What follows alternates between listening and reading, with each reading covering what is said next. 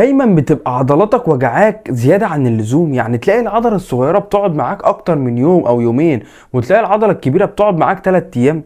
بلاش كده. انت بتبقى قاعد في البيت تصحى من النوم تلاقي فيه وجع عضلي، حتى لو انت مش متمرن بتلاقي فيه تشنجات عضلية في اليوم بتاعك. من الاخر الفيديو ده هقولك ده بيجيلك من ايه ونعالجه ازاي. ازيكم؟ يا رب تكونوا بخير. احب افكركم ان الله وملائكته يصلون على النبي، يا ايها الذين امنوا صلوا عليه وسلموا تسليما. صلى الله عليك يا رسول الله. البدايه كده، لو دايما الاستشفاء عندك بيبقى بطيء، يعني انت اتمرنت وبعدين بعد التمرين بعدها بيومين برضه لسه في وجع عندي، غير كده زي ما قلت في اول الفيديو لو بيحصل لك تشنجات عضليه حتى لو انت مش متمرن، يعني دلوقتي مش متمرن ومع ذلك بيحصل فيه تشنجات عضليه وشد عضل، ده بيبقى من اهم عنصر معدني موجود في جسمك وهو المغنيسيوم. دايما المغنيسيوم لو قليل في جسمك هتلاقي عندك تشنجات وشد عضلي من اقل حاجه، او حتى ممكن يجيلك من غير تمرين ومن غير اي حاجه، من غير شيل اي حاجه ولا من غير استرس على العضلات بتاعتك. المغنيسيوم مهم جدا جدا وهشرحه بالكامل، بس عمليه الاستشفاء مرتبطه باتنين، لا المغنيسيوم لا اما البروتين بيكون قليل وانت ما اديتش لجسمك حد كافي انك تعمل استشفاء. بس غالبا كلكم بتبقوا واكلين بروتين كويس، ولكن المشكله بتبقى من نقص المغنيسيوم. المغنيسيوم بيلعب دور مهم جدا انه بيصنع البروتين في الاحماض الامينيه، او بيساعد ان العمليه دي تتم اسرع. طب دي حاجه مهمه جدا عرفتنا ان لو انا باكل بروتين والمغنيسيوم عندي قليل استفادتي من البروتين مش هتكون كويسه ومش هتكون 100%.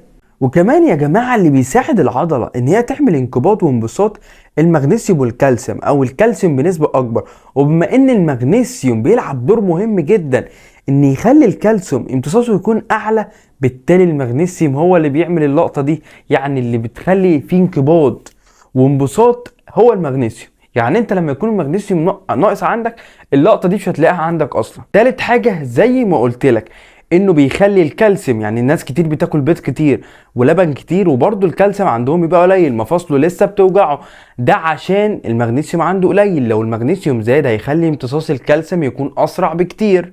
اوعى تفتكر ان المغنيسيوم خلص، لا، كمان المغنيسيوم يا جماعه بيحسن الاداء الرياضي. طب ايه علاقته وايه علاقه الاداء الرياضي؟ هقول لك. اول حاجه المغنيسيوم بيعلي او بيزود الجلوكوز في الدم وفي الدماغ وفي العضلات، وطالما دول بيزيدوا يبقى هيديك اداء اعلى بكتير.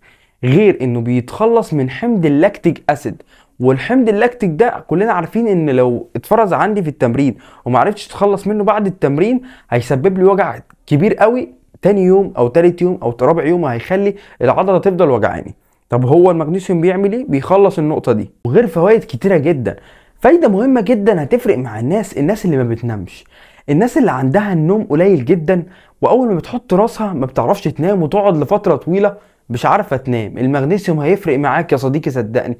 ليه؟ لانه بيحسن جوده النوم، يعني هيخليك تنام بعمق ومستريح جدا. فاهتم بالمغنيسيوم وخليه من اهم الفيتامينات اللي في اليوم بتاعك، اللي هيفرق في حياتك 180 درجه، حتى لو انت ما بتتمرنش، حتى لو انت ما بتلعبش جيم.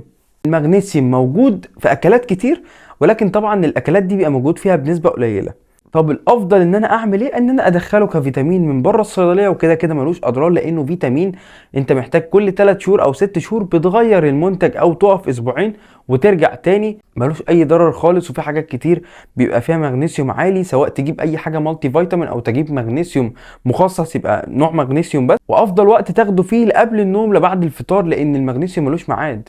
ممكن اخده بعد وجبه الفطار، ممكن اخده قبل النوم، ما فيش اي مشكله، لان مش هيشتغل معاك اول ما تاخده يديك نتيجه، لا، انت اول ما تاخده بعدها ب15 ايام او ب15 يوم يبدا نتيجه المغنيسيوم تبان معاك. بس كده يا صديقي، يا رب يكون الفيديو عجبك، ولو عجبك ما تنساش تعمل اشتراك في القناه وتفعل زر الجرس وتعمل لايك للفيديو وتصلي على النبي.